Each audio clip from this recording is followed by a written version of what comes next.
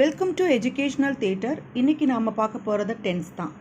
Tense அப்படின்னா காலம் காட்டும் வினை வடிவம்.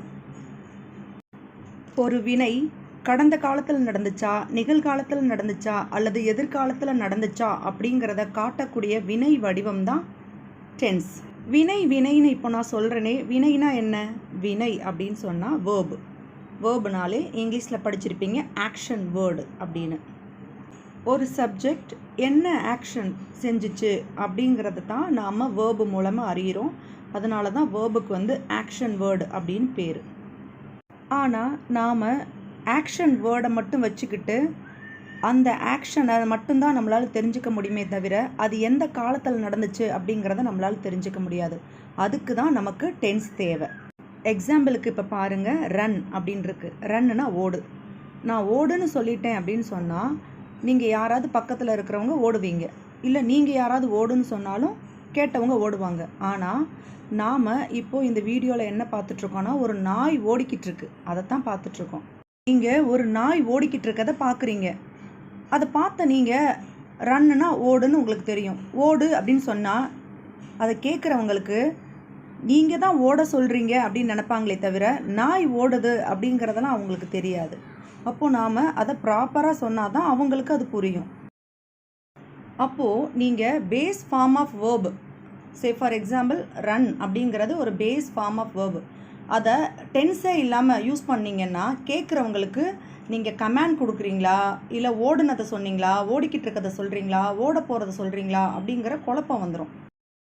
ஓடு அப்படின்னு சொல்லும்போது உங்களுக்கு காலம் புரியலை, ஆனால் ஓடியது அப்படின்னு சொல்லும்போது இறந்த காலத்தையும், ஓடுகிறது அப்படின்னு சொல்லும்போது நிகழ்காலத்தையும், ஓடும் அப்படின்னு சொல்லும்போது உங்களுக்கு எதிர்காலத்தையும் அது உணர்த்துது.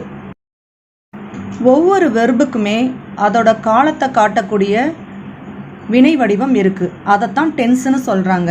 இப்போ பாருங்கள், RUN ரன் அப்படிங்கிறது பேஸ் ஃபார்ம் ஆஃப் வேர்புனா அது டென்ஸை காட்டும்போது RAN ரேனா மாறி இருக்குது பாஸ்ட் டென்ஸை காட்டும்போது. அதே ப்ரெசன்ட் டென்ஸை காட்டுறதுக்கு RUNS ரன்ஸ்ன்னு மாறி இருக்குது. அதே ஃப்யூச்சரை குறிக்கிறதுக்காக வில் ரன் அப்படின்னு மாறுது. நீங்கள் டென்ஸை கற்றுக்க விரும்புகிறீங்க அப்படின்னு சொன்னால் ஃபஸ்ட்டு நீங்கள் வேர்புக்கும் டென்ஸுக்கும் உள்ள வித்தியாசத்தை முதல்ல நல்லா தெரிஞ்சுக்கணும். தெரிஞ்சுக்கிட்டால் மட்டும்தான் டென்ஸை நாம் கரெக்டாக யூஸ் பண்ண முடியும். இப்போது நீங்கள் வேர்பு எடுத்துக்கிட்டீங்க அப்படின்னு சொன்னால் அந்த வேர்பு என்ன செயல் நடந்துச்சு அப்படிங்கிறத மட்டும்தான் சொல்லும். அதுதான் வேர்போட வேலை. ஆனால் டென்ஸை நீங்கள் எடுத்துக்கிட்டிங்கன்னா அந்த செயல், அந்த வினை எந்த காலத்தில் நடந்துச்சு, எந்த நேரத்தில் நடந்துச்சு, எப்போ நடந்துச்சு அப்படிங்கிறத சொல்கிறது தான் உங்களுக்கு டென்ஸ். இப்போ பாருங்கள், உதாரணத்துக்கு ஓடு, ரன் அப்படிங்கிற ஒரு வேர்பை வினைச்சொல் எடுத்துக்கிட்டிங்கன்னா அது ஒரு செயலை மட்டும்தான் குறித்து உங்களுக்கு காட்டுது. ஓடுறது அப்படிங்கிற ஒரு செயலை தான். ஆனால் அது எந்த காலத்தில் நடந்துச்சு அப்படின்ற காலம் காட்டும் வினை வடிவமாக அது இல்லை. அது வெறும் வினைச்சொல்லாக மட்டும்தான் இருக்குது. காலம் காட்டும் வினை வடிவமாக மாறணும் அப்படின்னு சொன்னால் அதுக்கேற்ற டென்ஸ் நம்ம யூஸ் பண்ணணும். இப்போது ரன் அப்படிங்கிற ஒரு ஆக்ஷன் வேர்டு ப்ரெசன்ட் டென்ஸுக்குள்ளே வரும்போது பாருங்கள், ரன்ஸாக மாறுது. பாஸ்ட் டென்ஸில் ரேனாக மாறுது. ஃப்யூச்சர் டென்ஸில் வில் ரன்னாக மாறுது. இப்போது ரேன்னு சொன்னால் ஓடுனாங்கன்னு தெரிஞ்சுக்குவீங்க, ரன்ஸுன்னு சொன்னால் ஓடிக்கிட்டு இருக்காங்கன்னு தெரிஞ்சுக்குவீங்க, வில் ரன்னுன்னா நாளைக்கு ஓடுவாங்க. அப்போது இந்த ஒரு வினை வடிவம் எப்படி காலங்களை குறித்து காட்டுது, அதுதான் டென்ஸ். நீங்கள் ஒருத்தர்கிட்ட பேசும்போது ஒரு வேர்போட மீனிங்கை மட்டும் படிச்சுக்கிட்டு பேசுகிறீங்க. இப்போ ரன்னா ஓடுறது தானே அப்படின்னு நினச்சிட்டு ஐ run, he run, C run அப்படியெல்லாம் பேசுகிறீங்க. ஆனால் அவன் இன்றைக்கி ஓடுறானா, நாளைக்கு ஓடுறானா, நாளை கழித்து ஓடுவானா, அப்போது எந்த காலத்தையும் காட்டாமையே பேசுகிறீங்க. அதுதான் உங்களை டென்ஸை பயன்படுத்த தெரியாமல் நீங்கள் தப்பு விடுறீங்க. இப்போ பாருங்கள், ஒரு ரன் அப்படிங்கிற base form of action word ஒவ்வொரு டென்ஸுக்குள்ளே போகும்போது என்னென்னவா மாறுதுன்றதை சிங்கிள் ஸ்லைடில் காட்டுறோம். கொஞ்சம் பொறுமையாக அப்படியே பாருங்கள். ரன் அப்படிங்கிற ஒரு வேர்பு பேஸ் ஃபார்மில் இருக்குது.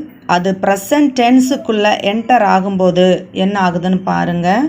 ரன் அப்படிங்கிறது பாஸ்ட் டென்ஸில் ரேனாகவும் ஃப்யூச்சரில் வில் ரன்னாகவும் மாறுது. அப்போது உங்களுக்குள்ளே ஒரு குழப்பம் வரலாம். அப்போது இந்த ரன் வேறையா அப்படின்னா வேறு இல்லை. இதை ஒரு சிம்பிளான லைஃப் எக்ஸாம்பிளில் சொல்கிறேன், கேளுங்க. ஒரு குழந்தை இருக்குது. அந்த குழந்தை அம்மா முன்னாடி பையனாகவும், அதே பாட்டி முன்னாடி பேரனாகவும், தங்கை முன்னாடி அண்ணனாகவும், அண்ணன் முன்னாடி தம்பியாகவும் டீச்சர் முன்னாடி மாணவனாகவும் மாறி மாறி வருவான். இயற்கையில் அவன் ஒரு குழந்தை, அதில் எந்த மாற்றமும் இல்லை. ஆனால் யார்கிட்ட போகிறானோ அதை பொறுத்து அவனோட உறவு முறை மாறுது. பாருங்கள், பேபியாக இருக்கிறான், அதுதான் அவனுடைய ஸ்டேட். ஆனால் மம்மி கிட்ட போகும்போது சன்னா, கிராணி கிட்ட போகும்போது கிராண்ட் சன்னா, அதே டீச்சர்கிட்ட போகும்போது ஸ்டூடெண்ட்டாக, தன்னோட சிப்ளிங்ஸ் கிட்ட போகும்போது பிரதர் அண்ட் சிஸ்டராக மாறுறான்.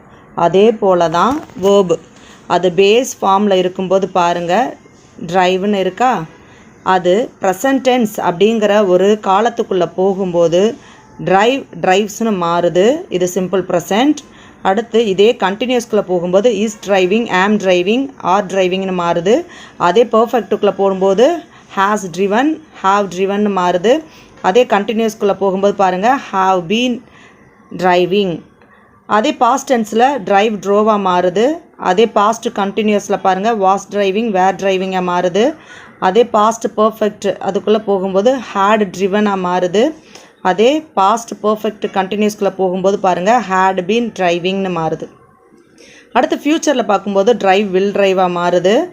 அதே இது ஃப்யூச்சர் கண்டினியூஸ்குள்ளே போகும்போது வில் பி டிரைவிங் ஆகுது. அதே டிரைவ் பர்ஃபெக்ட்டுக்குள்ளே போகும்போது வில் ஹாவ் ட்ரிவன் அப்படின்னு மாறுது. அடுத்து பர்ஃபெக்ட் கண்டினியூஸ்குள்ளே போகும்போது பாருங்கள், வில் ஹாவ் பீன் டிரைவிங், இப்படி மாறுது. நீங்கள் எல்லாருமே வேர்பை மட்டும் மைண்டில் வச்சுக்கிட்டு அதோட டென்ஸுக்கு என்ன ஃபார்மேட் இருக்குன்றதை மறந்துடுங்க. பேஸ் ஃபார்ம் ஆஃப் வேர்பை மட்டும் படித்தா பத்தாது, அது டென்ஸுக்குள்ளே போகும்போது என்னென்னவா மாறுது. டென்ஸுனாலே 3 டென்ஸ் தான் இருக்குதுன்னு நினைக்கக்கூடாது. சார்ட்டில் பாருங்கள், டென்ஸுனால் ப்ரெசன்ட், பாஸ்ட், ஃப்யூச்சர் மட்டும் இல்லை, அந்த ப்ரெசண்ட்டுமே சிம்பிள் ப்ரெசண்ட்டாக, ப்ரெசன்ட் கண்டினியூஸாக, ப்ரெசன்ட் பர்ஃபெக்டாக, ப்ரெசன்ட் பர்ஃபெக்ட் கண்டினியூஸாக, பாஸ்ட்டு சிம்பிள் பாஸ்ட்டாக, பாஸ்ட் கண்டினியூஸாக, பாஸ்ட் பர்ஃபெக்டாக, பாஸ்ட் பர்ஃபெக்ட் கண்டினியூஸாக, ஃப்யூச்சர் பாருங்கள், simple future, future continuous, future perfect continuous, இப்படி மாறுது. இனிமேல் நீங்கள் டிக்ஷனரி எடுத்து ஒரு வேர்புக்கான மீனிங் மட்டும் பார்க்க மாட்டீங்கன்னு நினைக்கிறேன். Base form of verb present டென்ஸில் எப்படி இருக்குது, பாஸ்ட் டென்ஸில் இருக்குது, ஃப்யூச்சர் டென்ஸில் எப்படி இருக்குது, பாஸ்ட் பார்ட்டிசிபிளில் எப்படி இருக்கும், ப்ரெசன்ட் பார்ட்டிசிபிளில் எப்படி இருக்கும் அப்படிங்கிறத படிச்சுக்கோங்க. இதை தான் அவங்க V1, V2, V3 இந்த மாதிரி சிம்பிள்லையும் குறிக்கிறாங்க. ஸோ உங்களுக்கு டென்ஸ் இப்போ புரிஞ்சிருக்கும்னு நினைக்கிறேன். Thank you students. தேங்க்ஸ் ஃபார் வாட்சிங்.